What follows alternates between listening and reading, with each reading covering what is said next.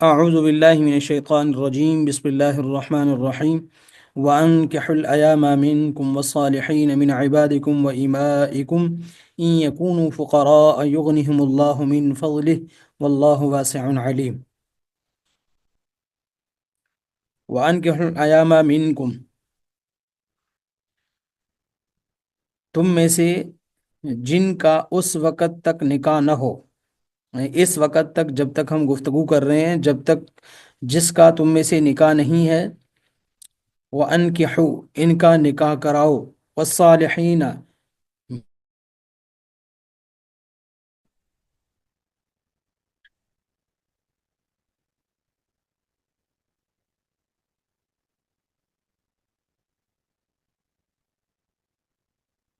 جی تو ہم آیت کا ترجمہ پڑھ رہے تھے کہ وَأَنْكِحُوا الْأَيَامَ مِنْكُمْ کہ جن مردوں یا عورتوں کا اس وقت تک نکاح نہیں ہوا، وَأَنْكِحُوا تم ان کا نکاح کرا دو، وَالصَّالِحِينَ مِنْ عِبَادِكُمْ وَإِمَائِكُمْ اور تمہارے غلاموں اور باندیوں میں سے جو نکاح کے قابل ہوں، والصالحین کا معنی جو ہے نا یہاں پہ ہے جو صلاحیت رکھتے ہوں۔ یہ تھے آیت کا ترجمہ کہ وَأَنْكِحُوا الْأَيَامَ مِنْكُمْ، ایامہ کہتے ہیں ان لوگوں کو جن کا اس وقت تک نکاح نہیں ہوا، اور تم میں سے جن کا اس وقت تک نکاح نہ ہو ان کا نکاح کرا دو، والصالحین اور جو نکاح کے قابل ہوں، من عبادکم و امائکم تمہارے غلاموں اور باندیوں میں سے ان کا بھی نکاح کرا دو، ان یکونوا فقراء تنگ دست ہوں، ان یکونوا فقراء اگر وہ تنگ دست ہوں تو یغنہم اللہ من فضلی تو اللہ اپنے فضل سے انہیں بے نیاز کر دے گا، یعنی انہیں حالت فقر سے نکال دے گا۔ واللہ واسع علیم اور اللہ بہت وسعت والا ہے، سب کچھ جانتا ہے۔ یہ آیت نمبر 32 ہے، اس کے بعد آیت نمبر 33 ہے۔ ہم ان کا مفہوم اکٹھا سمجھ لیں گے جو تعلیمات ان دونوں آیات کے اندر دی گئی ہیں۔ جی آیت نمبر 33 ہے، وَلْيَسْتَعْفِفِ الَّذِينَ لَا يَجِدُونَ نِكَاحًا حَتَّى يُغْنِيَهُمُ اللَّهُ مِنْ فَضْلِهِ وَالَّذِينَ يَبْتَغُونَ الْكِتَابَ مِمَّا مَلَكَتْ أَيْمَانُكُمْ فَكَاتِبُوهُمْ إِنْ عَلِمْتُمْ فِيهِمْ خَيْرًا وَآتُوهُمْ مِنْ مَالِ اللَّهِ الَّذِي آتَاكُمْ وَلَا تُكْرِهُوا فَتَيَاتِكُمْ عَلَى الْبِغَاءِ إِنْ أَرَدْنَ تَحَصُّنًا لِتَبْتَغُوا عَرَضَ الْحَيَاةِ الدُّنْيَا وَمَنْ يُكْرِههُنَّ فَإِنَّ اللَّهَ مِنْ بَعْدِ إِكْرَاهِهِنَّ غَفُورٌ رَحِيمٌ۔ صدق اللہ العظیم۔ الذین لا یجدون نکاحا اور جن لوگوں کو نکاح کے مواقع میسر نہ ہوں، ولیستعفف وہ پاک دامنی کے ساتھ رہیں، وہ اپنے آپ کو پاک دامن رکھیں۔ کون لوگ؟ لا یجدون نکاحا جنہیں نکاح کے مواقع میسر نہیں ہے۔ اس کا کیا مطلب ہے یہ ہم تفسیر کے اندر سمجھیں گے۔ حتی یغنیہم اللہ من فضلہ یہاں تک کہ اللہ تعالیٰ انہیں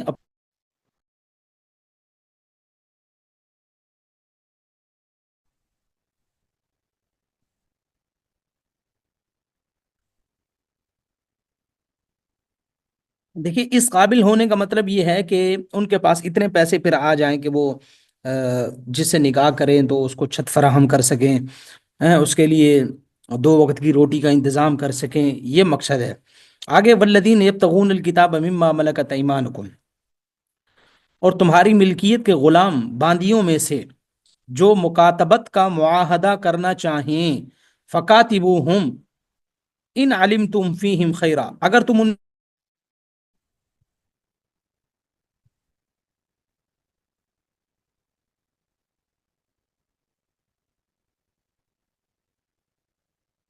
تو وآتوہم من مال اللہ الذی آتاکم اور مسلمانوں اللہ نے تمہیں جو مال دے رکھا ہے اس میں سے ایسے غلام باندیوں کو بھی دیا کرو، یعنی وہ باندیاں اور غلام جو مکاتبت کر چکے ہیں۔ اب یہ مکاتبت کیا ہوتی ہے یہ میں آگے چل کے بتاتا ہوں۔ ولا تکرہوا فتیاتکم علی البغاء اور اپنی باندیوں کو دنیاوی زندگی کا ساز و سامان حاصل کرنے کے لیے بدکاری پر مجبور نہ کرو جب کہ وہ پاک دامنی چاہتی ہوں۔ ان اردنا تحسنا اگر وہ پاک دامنی چاہتی ہیں تو تم ان کو بدکاری پر مجبور نہ کرو۔ اور آگے فرمایا کہ ومن یکرہن جو کوئی انہیں مجبور کرے گا، تو فَإِنَّ اللَّهَ مِن بَعْدِ إِكْرَاهِهِنَّ غَفُورٌ رَحِيمٌ، تو ان کو مجبور کرنے کے بعد اللہ ان باندیوں کو بہت بخشنے والا ہے، بڑا مہربان ہے۔ دیکھیں یہ جو دو آیات ہم نے پڑھی ہیں،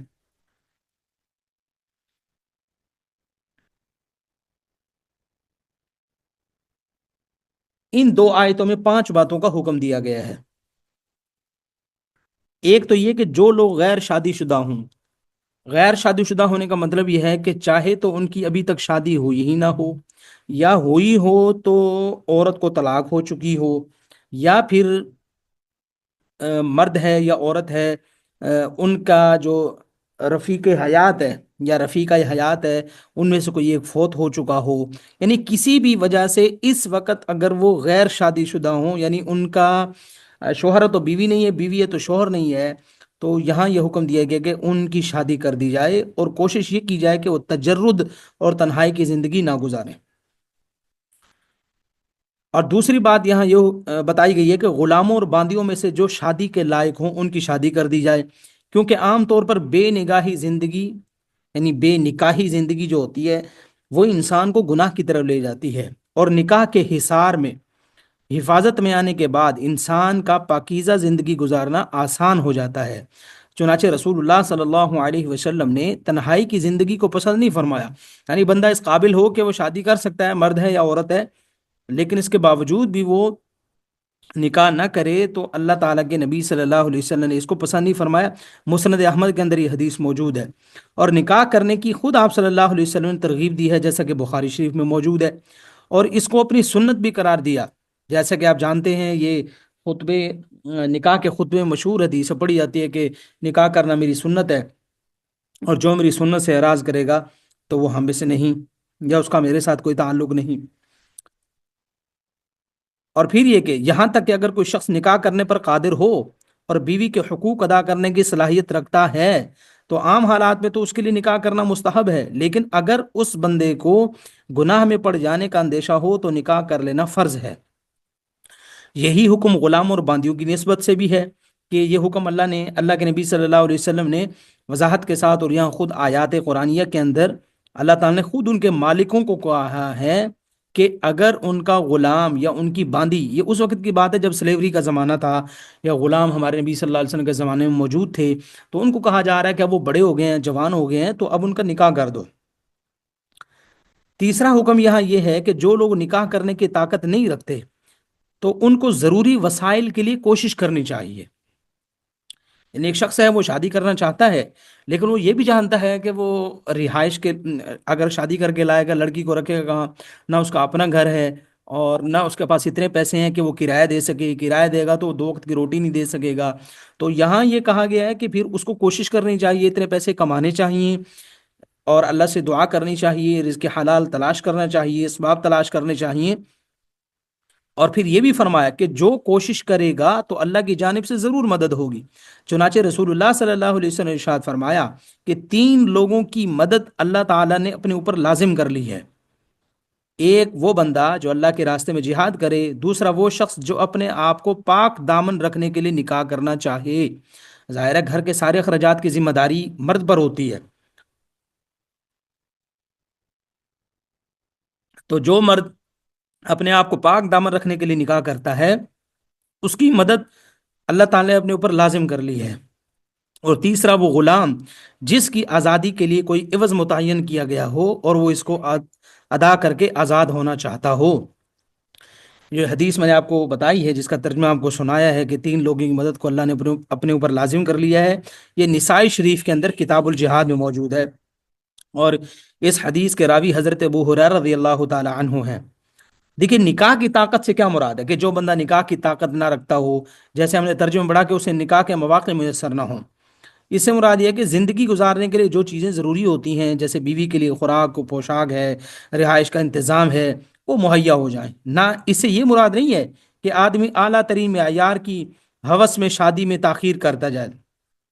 یعنی میرے پاس جب تک بڑا کوئی گھر نہیں بنا لوں گا، بڑی گاڑی نہیں ہوگی، اور جو ہے وہ شادی کے لیے اتنا پیسے جب تک جمع نہ کر لوں گا، ایک جو ہے نا وہ گرینڈ سرمنی جب تک میں نہ کر پاؤں، اتنی طاقت نہ رکھوں، تب تک میں نکاح نہیں کروں گا، یہ مراد نہیں، یہ خود جائز ہی نہیں ہے اس طرح کی فضول خرچی تو، جیسا کہ ہماری موجودہ صورت حال ہے کہ ہمارے ہاں لڑکے ہوں یا لڑکیاں ہوں، ان کے نکاح کی تاخیر کی وجہ یہی ہے کہ ہمارے ہاں بھاری بھرکم شرائط ہوتی ہیں دونوں طرف سے، اکثر ہی ایسا ہوتا ہے، ورنہ بہت کم لوگ ایسے ہیں جو بہت اچھے ہیں، جو ان شرطوں کو، جو کہ غیر شرعی ہیں، جن کی وجہ سے لڑکوں اور لڑکیوں کی شادیوں میں تاخیر ہوتی ہے، ان کے نکاحوں میں تاخیر ہوتی ہے، جو اس کو بالکل بھی خاطر میں نہیں لاتے اور وہ سنت کے مطابق نکاح کی کوشش کرتے ہیں۔ بہت کم لوگ ایسے ہیں، لیکن ایسے لوگ بھی بہت کم موجود ہیں، لیکن ہیں ضرور۔ اور اگر نکاح کی طاقت نہ ہو اور اندیشہ ہو کہ وہ نکاح کرنے کی صورت میں بیوی کا حق ادا نہیں کر سکے گا، تو پھر اس کے لیے نکاح کرنا مکروہ ہے۔ یعنی ایک بندے کو پتا ہے وہ نکاح تو کر لے گا، لیکن وہ 2 وقت کی روٹی میسر نہیں کر سکتا، اس کو چھت نہیں فراہم کر سکتا، تو پھر ایسے آدمی کے لیے نکاح کرنا مکروہ ہے۔ اور ایسے شخص کے لیے حکم ہے کہ جب تک نکاح کی ضروریات حاصل نہ کر لے، یعنی اتنا کمانے نہ لگ جائے، اور تو تب تک جو ہے اپنے آپ کو قابو میں رکھے، اپنے آپ کو پاک دامن رکھے، جس کی ایک تدبیر خود رسول اللہ صلی اللہ علیہ وسلم نے ارشاد فرمائی کہ اس بندے کو چاہیے کہ روزہ رکھے۔ رسول اللہ صلی اللہ علیہ وسلم نے ارشاد فرمایا کہ جو نکاح نہیں کر سکتا وہ روزے رکھے، یہ اس کے لیے انشاءاللہ ڈھال ثابت ہوگا، یعنی گناہ سے بچنے میں اس کے لیے معاون ہوگا۔ بخاری شریف میں کتاب الصوم کے اندر یہ حدیث موجود ہے۔ اچھا، چوتھا حکم اس آیت میں یہ ہے، غلاموں سے متعلق ہے، یہ جس کا ذکر میں نے ترجمے میں کیا تھا کہ مکاتب کا ایک لفظ آیا تھا یا مکاتبت کا لفظ آیا تھا، یہ کیا چیز ہوتی ہے؟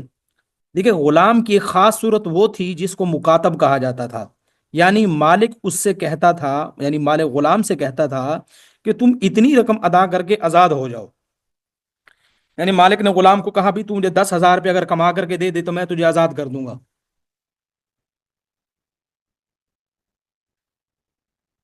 تو یہاں یہ حکم دیا گیا قرآن کریم کے اندر کہ مسلمانوں میں سے جو مالدار ہیں وہ اس غلام کو مال دیں، اس پر پیسے خرچ کریں تاکہ یہ آزاد ہو جائے، کیونکہ آزادی، ہر انسان آزاد پیدا ہوا ہے، اور آزادی ایک محبوب عمل ہے، یہ ہر انسان کو محبوب ہوتی ہے، اور اصل بھی یہی ہے کہ ہر انسان آزاد ہو۔ لہذا اگر کوئی غلام مکاتب بننا چاہے، یعنی کوئی غلام اپنے آقا کو یہ کہہ دے خود کہ اگر آپ مجھے مکاتب بنا دے، جتنے پیسے کہیں کہ میں کما کے لا دوں گا، تو پھر آقا کو بھی چاہیے کہ وہ اپنے غلام کو مکاتب بنا دے، اور پھر باقی مسلمانوں کو بھی چاہیے کہ وہ اس کی مدد کریں، اس کا تعاون کریں، تاکہ یہ اپنے اس مکاتبت والا جو ایگریمنٹ ہے اس کا اپنے آقا کے ساتھ، مالک کے ساتھ ہی اس کے پیسے ادا کر سکے۔ چنانچہ حضرت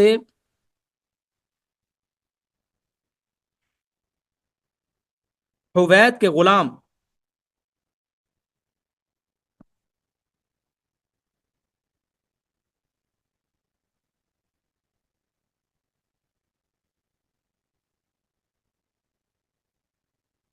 سوری ایک منٹ،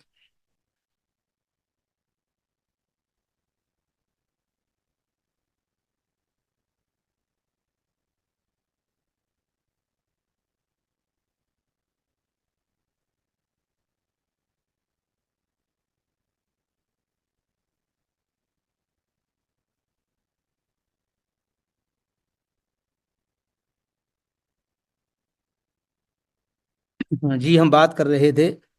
حضرت حوید کی۔ تو حضرت حوید رضی اللہ تعالیٰ عنہ کے غلام تھے،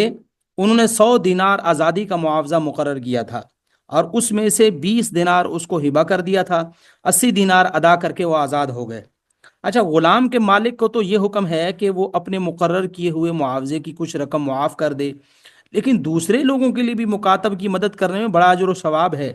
خود ام المؤمنین حضرت عائشہ صدیقہ رضی اللہ تعالی عنہا نے حضرت بریرہ رضی اللہ تعالی عنہا کی اسی طریقے پر مدد فرمائی، جیسا کہ بخاری شریف میں ہے۔ اس حکم کا مقصد اصل یہ ہے،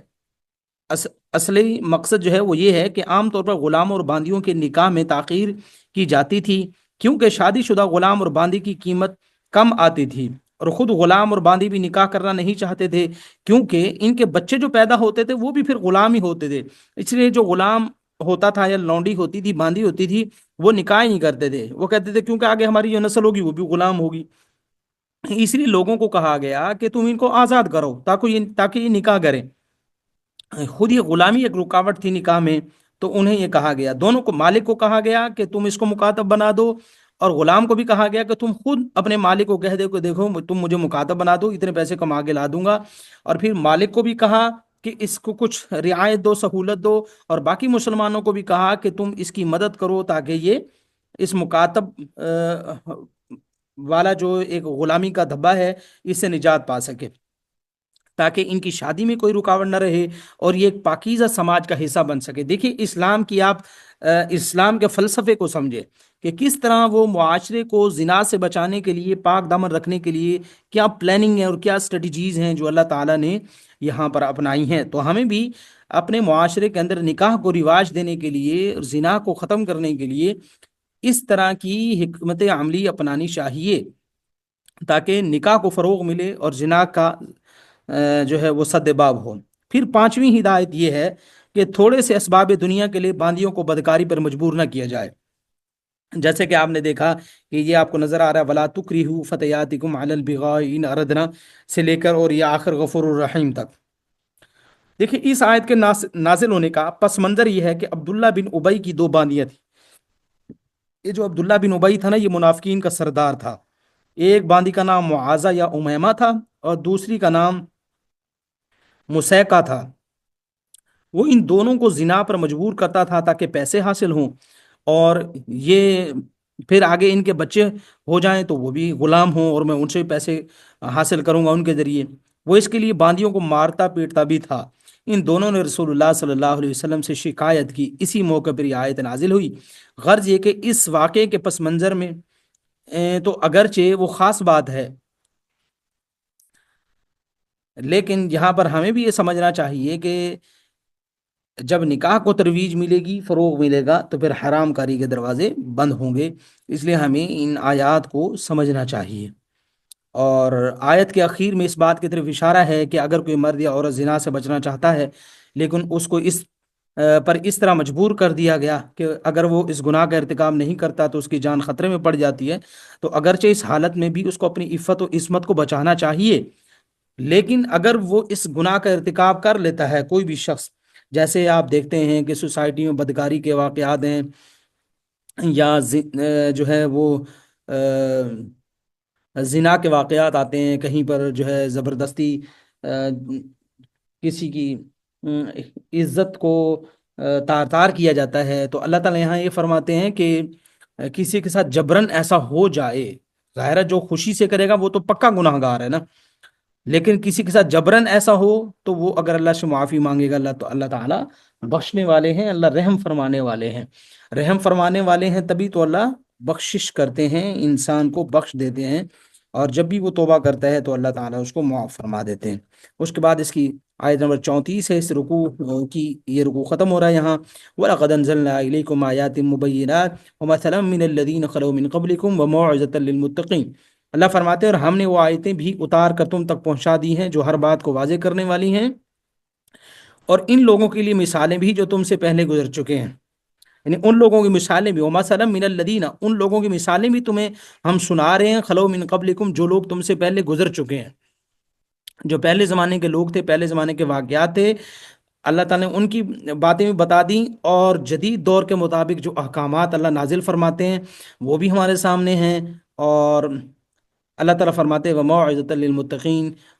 یہ ساری باتیں نصیحت ہیں کن کے لیے؟ جو اللہ سے ڈرنے والے ہیں ان کے لیے، یعنی ان ساری نصیحتوں سے فائدہ صرف وہ بندہ اٹھائے گا جس کے دل میں اللہ کا خوف ہے، ورنہ تو ہم دیکھیں قرآن سارے لوگ ہی سنتے ہیں نا، جس کو بھی سننے کا موقع ملے سبھی سنتے ہیں، لیکن عمل وہ کرے گا جس کے دل میں اللہ کا خوف ہوگا۔ اب ہمیں یہاں کیا سبق دیا جا رہا ہے کہ ہمیں دیکھنا چاہیے کہ واقعی ہم متقی ہیں کہ نہیں ہے، کیا واقعی ہمارے دل میں اللہ کا خوف ہے کہ نہیں ہے۔